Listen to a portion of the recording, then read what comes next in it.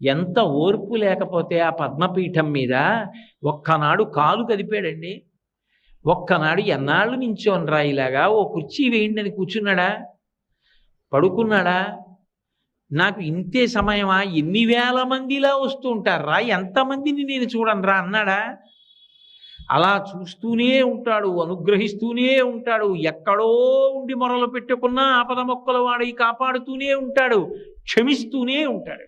అంత ఓర్పుతో రావాలి అవతారం.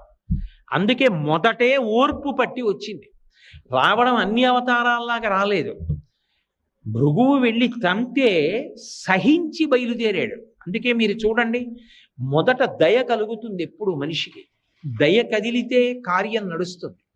నేను అలా వెళ్ళిపోతున్నాను అనుకోండి, ఏదో దేవాలయంలోకి వెళ్ళి హుండీలో 100 రూపాయలు వేద్దాం అనుకుని వెడుతున్నాను. వెడుతుంటే ఒక పిల్ల తల్లి కంఠం పట్టుకుని గట్టి